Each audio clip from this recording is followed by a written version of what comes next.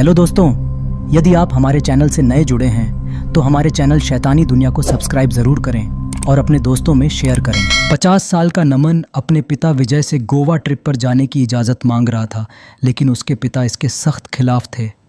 अरे यार पापा यार, हूँ मैं तेरा। अरे बस इतना बताओ कि ट्रिप जाने दोगे या नहीं।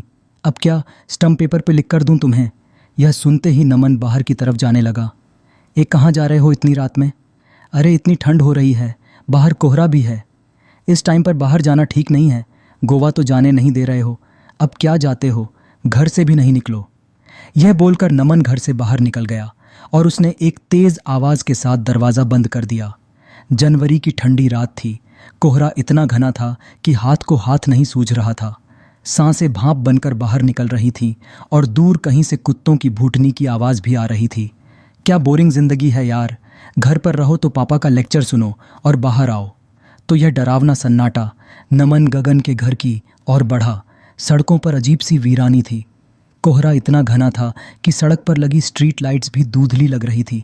अचानक उसे ऐसा महसूस हुआ जैसे कोई उसके पीछे चल रहा हो। उससे पलट कर देखा, लेकिन वहाँ कोई नहीं था। उसकी जाल तेज़ हो गई।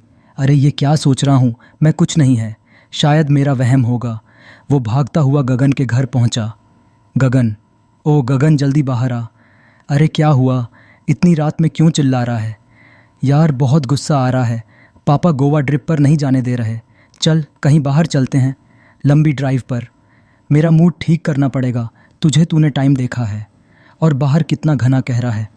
मम्मी बाबा तो जाने नहीं देंगे। अबे यार बहाने मत बना, चल तू अपनी गाड़ी निकाल, कोई नहीं रोकेगा।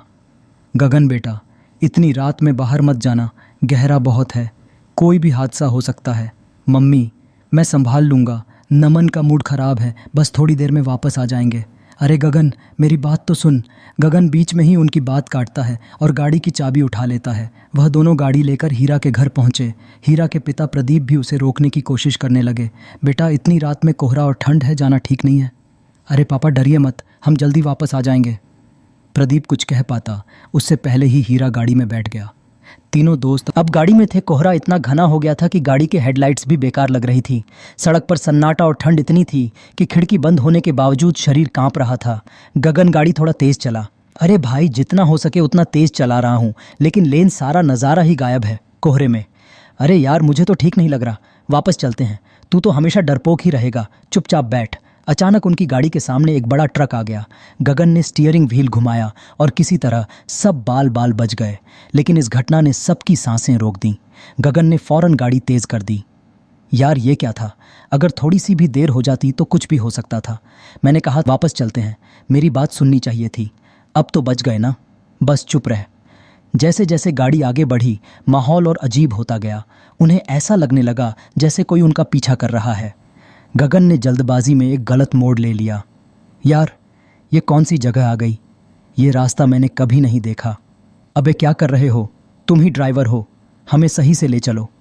गगन बस गाड़ी चलाता जा रहा था, लेकिन कोहरा इतना घना था कि गगन बार बार गाड़ी धीमी कर रहा था, क्योंकि कुछ भी दिखा देना बंद हो चुका था। ठंड की वजह से उनके हाथ कांप रहे थे। यार कैसे भी निकलते हैं, यहाँ से मुझे घर जाना है। गगन का मैप खोलकर चेक कर, मुझे लग रहा है हम कहीं गलत आ गए हैं। हाँ ठीक है, देखता हूँ। गगन ने गाड़ी एक तरफ रोक दी और मोबाइल निकाला। जैसे ही उसने गल मैप चेक किया उसकी आंखें हैरानी और डर से फैल गईं। ओह माय गॉड, ये क्या है? हम ब्लैक शैडो रोड पर है। ब्लैक शैडो रोड, ये वही रोड है जिसके बारे में मशहूर है कि ये हंटेड है। हम यहाँ कैसे पहुँच गए? यहाँ तो लोग दिन में भी आने से डरते हैं। हे भगवान, लोग कहते हैं यहाँ जो एक बार आता है वो वापस नहीं जा पाता। बकवास बंद करो और गगन तुम गाड़ी वापस मोड़ो, हमें यहाँ से निकलना होगा। गगन ने जल्दी से गाड़ी स्टार्ट की और यू टर्न लेने की कोशिश की, लेकिन जैसे ही उन्होंने गाड़ी घुमाई मोबाइल का सिग्नल पूरी तरह गायब हो गया। अब क्या करेंगे, सिग्नल नहीं है, रास्ता भी समझ में नहीं आ रहा। मैं बस अंदाजे से चला रहा हूँ, हमें किसी भी तरह इस रोड से बाहर निकलना होगा। क्या अंदाज़ा कुछ भी दिख नहीं रहा, लगता है हम कहीं फंस गए हैं। गाड़ी धीरे धीरे आगे बढ़ रही थी। तभी तीनों को ऐसा महसूस हुआ कि कोई उनका नाम पुकार रहा है। आवाज़ धली थी लेकिन हर तरफ से आ रही थी। नमन, हीरा, तुम्हारा समय आ गया है। तुमने सुना, किसी ने मेरा नाम लिया। तेरा ही क्यों, मैंने भी सुना, आवाज़ तो मुझे भी बुला रही थी। चुप रहो, कुछ नहीं है, यह बस हमारा वहम है, इस रोड पर यही होता है। तभी अचानक गाड़ी एक झटके के साथ बंद हो गई और कोहरा छत लगा। वो एक कब्रिस्तान के किनारे थे, पर उन्होंने ये नोटिस नहीं किया था। गगन, गाड़ी जल्दी स्टार्ट कर। गाड़ी स्टार्ट नहीं हो रही। देखो वहाँ रोशनी है। वह क्या है? कहीं कोई इंसान तो नहीं? चलो देखते हैं। हाँ, हो सकता है कोई मदद मिल जाए। चलो तीनों लोग चलकर देखते हैं। तीनों दोस्त धीरे धीरे उस रोशनी की तरफ बढ़ने लगे। हर कदम के साथ उनकी धड़कनें तेज हो रही थी।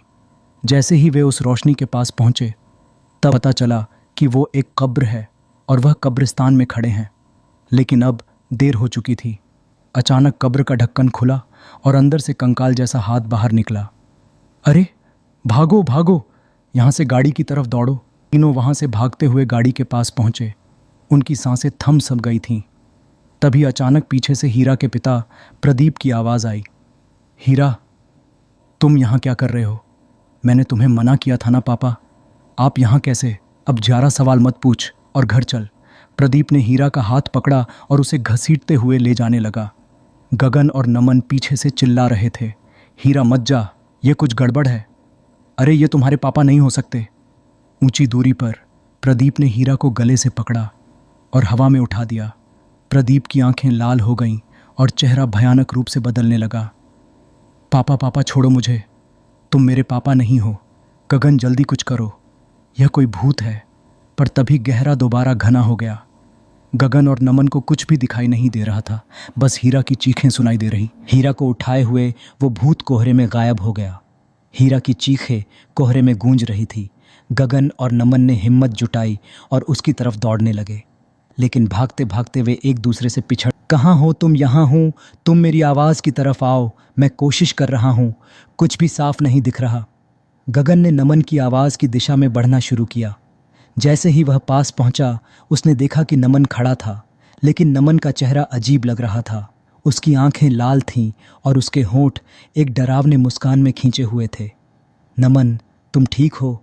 तुम हीरा को छोड़कर आ गए, तुम अच्छे दोस्त नहीं हो। गगन समझ गया कि यह नमन नहीं, वही भूत था। वो ज़ोर से चिल्लाया और पीछे की तरफ भागने लगा। भागते भागते वो अचानक किसी चीज़ से टकराया। उसने देखा कि वो उसकी कार थी। भगवान का शुक्र है, कम से कम गाड़ी तक तो पहुँचे। गगन जल्दी से गाड़ी में बैठा और उसे स्टार्ट करने की कोशिश करने लगा। इस बार गाड़ी स्टार्ट हो गई। उसने राहत की सांस ली और गाड़ी आगे बढ़ाई। ले तभी अचानक सामने नमन आ गया। गगन, मुझे भी गाड़ी में बैठा लो। नहीं, मैं तुम पर भरोसा नहीं कर सकता, तुम वही भूत हो, मैं भूत नहीं हूँ, मैं ही तुम्हारा दोस्त हूँ। नहीं, नमन ने गुस्से में गाड़ी की खिड़की का शीशा तोड़ और दरवाज़ा खोलकर अंदर आ गया। तुम सच में नमन हो? हाँ मैं ही हूँ, जल्दी करो, गाड़ी तेज़ चलाओ, यहाँ से निकलना होगा। गगन ने गाड़ी तेज़ भगा शुरू कर दी। कोहरा ना घना था कि आगे कुछ भी नहीं दिखाई दे रहा था। तभी पीछे से एक डरावनी आवाज़ आई। अपने दोस्त धीरा को छोड़कर भाग रहे हो, उस पर ध्यान मत दो, हमें बस यहाँ से निकलना होगा। गाड़ी किसी तरह मेन रोड तक पहुँच गई। दोनों ने राहत की सांस ली, लेकिन जैसे ही वो थोड़ा और आगे बढ़े, उन्हें सड़क किनारे कार दिखी। गगन ने गाड़ी रोक दी और दोनों बाहर निकलकर देखने लगे। ये हमारी गाड़ी जैसी क्यों दिख रही है? देखो इसमें, ये हम ही हैं। कार के अंदर उनकी खुद की लाशें पड़ी हुई थीं। तीनों के चेहरे खून से लथपथ थे। यह कैसे हो सकता है? हम तो जिंदा है। What the hell? पीछे से वही डरावनी आवाज़ फिर गूंजी। उन्होंने मुड़कर देखा। मैं भूत नहीं, यमराज हूँ और तुम लोग उस ट्रक से टकराकर मर चुके हो। चलो, तुम्हारा वक्त पूरा हो चुका है। क्या नहीं, हमें थोड़ा और समय चाहिए। नहीं, यह नहीं हो सकता। यमराज ने उनकी बातें अनसुने कर दी और दोनों को अपने साथ ले जाने लगे। उनकी चीखें कोहरे में गूंजने लगीं, लेकिन उनको सुनने वाला कोई नहीं था। हेलो दोस्तों, अगर यह वीडियो आप सभी को पसंद आया हो तो प्लीज़ हमारे चैनल शैतानी दुनिया को सब्सक्राइब ज़रूर करें और अपने दोस्तों में शेयर करें। धन्यवाद।